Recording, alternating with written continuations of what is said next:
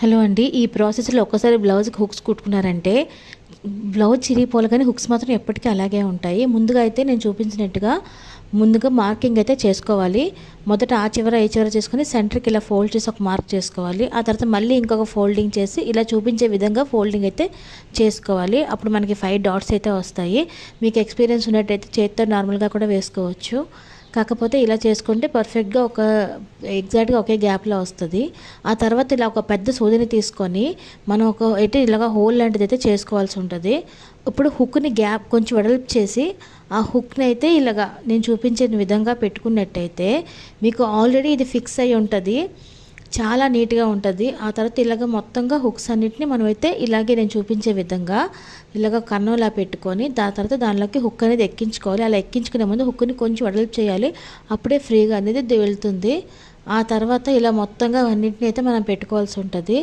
మీకు చాలా వరకు దానిలో హుక్ సగం బాడీ దానిలో ఉండిపోవడం వల్ల మీకు హుక్ అనేది చాలా స్ట్రాంగ్గా ఉంటుంది. ఆ తర్వాత హుక్ మొత్తాన్ని చక్కగా మొత్తం రౌండ్గా స్టిచ్చింగ్ అయితే వేసుకోండి. క్లమ్జీగా రాకుండా స్టిచ్ వేసుకోండి. అలా చూసారా మొత్తం హుక్స్ అన్నిటిని ఎలాగైతే ఫిక్స్ చేసేసుకున్నామో ఇలా పెట్టుకుంటే చూడండి ఎంత బాగుందో.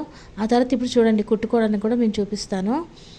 మొత్తంగా ఇలా హోల్ పెట్టుకునేటప్పుడు కూడా ఓన్లీ పైన లైనింగ్ పార్ట్ ఏదైతే ఉంటుందో దానికే పెట్టుకోండి. మరీ థిక్గా లోపల వరకు పెట్టారనుకోండి హుక్ దూరడానికి కష్టం అవుతుంది, మీకు కుట్టడానికి కూడా ఇబ్బంది అవుతుంది.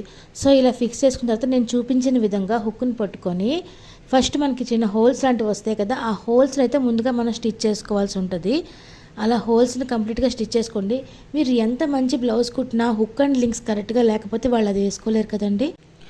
సో అందుకే లాంగ్ లాస్టింగ్ ఉండేలా కుట్టారనుకోండి, అంటే కుట్టగానే 2 రోజులు విడిపోయినట్టుగా మాత్రం ఉండకూడదు. సో ఈ మెథడ్లో ఒకసారి కుట్టి చూడండి. కింద హోల్స్ కంప్లీట్ అయిన తర్వాత పైన పోర్షన్ కూడా దానికి ఆల్రెడీ మనం లోపల పెట్టాం కాబట్టి హుక్ అనేది మీరు స్టిచెస్ వేయగానే చాలా స్ట్రాంగ్గా మారుతుందండి. సో ఈ మెథడ్లో కానీ మీరు ట్రై చేశారనుకోండి హుక్స్ లాంగ్ లాస్టింగ్ ఉంటుంది.